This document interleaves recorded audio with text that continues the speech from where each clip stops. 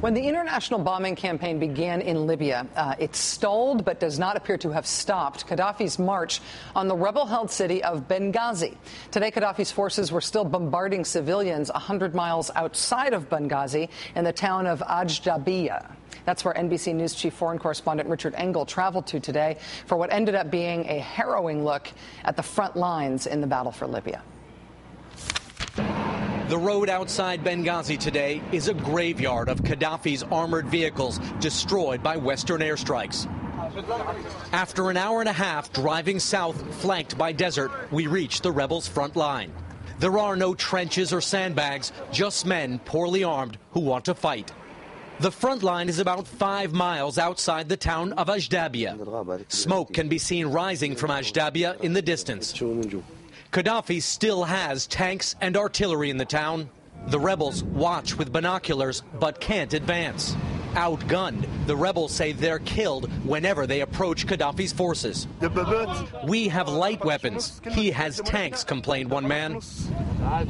Another rebel showed me he isn't actually armed at all. It's a toy gun. This is amazing. He just handed me his gun. I didn't realize until he put it in my hands. It's actually just made of plastic. It's a toy.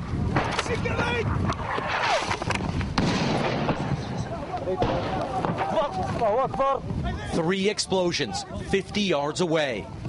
So, as we were doing the interviews, incoming rounds just landed in this area. So some of the rebels are now starting to flee. Rebels cheer that they survived this assault by Gaddafi's army. There have been several artillery rounds that have landed right in this area.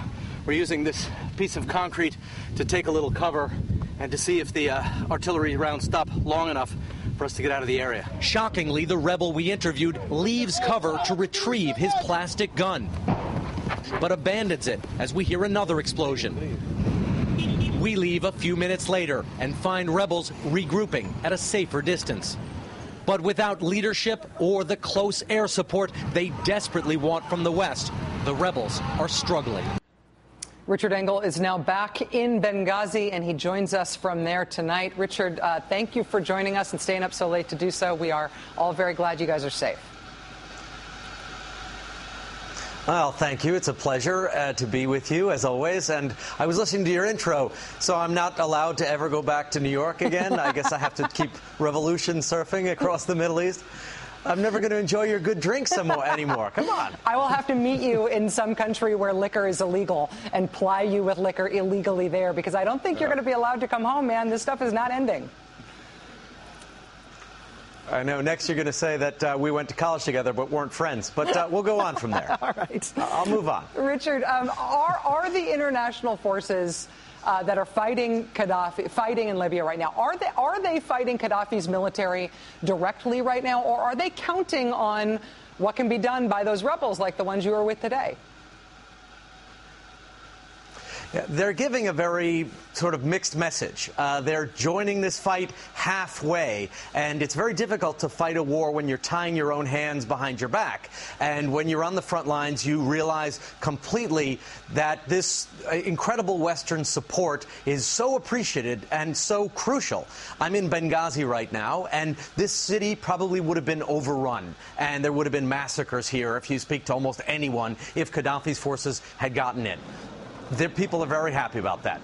Then you go to Ajdabiya, where the rebels probably wouldn't have even gotten that far had the intervention not taken place. So already that's some progress. But then when you get to the actual front lines, you see the rebels, and they can't get further because Gaddafi's troops and tanks and artillery are still in a part of Ajdabiya, and the rebels are begging for close air support. They want Apaches, A-10s, and it really wouldn't take that much. A few Apaches flying over and taking out these tanks would allow the rebels to go forward and sort of finish the job. But that kind of intimate relationship with A-10s or Apaches, the kind of thing you need ground troops to do, or military advisors, or at least someone who can communicate with the aircraft above, doesn't seem that the international community is willing to go that far. So they threw them a life preserver, but they're not quite reeling them into the boat yet. Well, in terms of ground troops, and I think it's an important point you just made about the need for ground troops if you are going to do something like close air support, if you are going to have helicopter gunships in supporting people who are fighting on the ground. Do the rebels want foreign ground troops there to help them? Do they know that that's what it would mean to have close air support?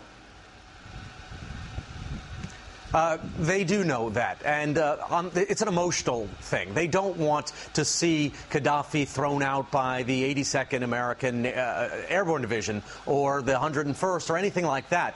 But if there were groups of 12 Team Alphas, the special forces here, hidden away someplace, giving them advice and communicating with aircraft, I know they would accept that. I spoke with some rebel leaders who definitely want that. They're even considering hiring security experts on their own, and there are a lot of, I guess you could call them mercenaries, that are available on the open market. British SAS, people who retired and are now working more or less freelance. They're looking actively to hire people like that, and it would certainly be more effective and cheaper and less chaotic than having all these wannabe Rambos flowing in if they had some sort of direct communication with the people who are giving them military cover. Richard, the U.S. government is really insistent that the U.S. does not want to be in the lead of this international effort. Even if this stretches on for a long time, they're saying the U.S. will be a participant and not running things. From what you are experiencing of the international effort there so far, from what you know about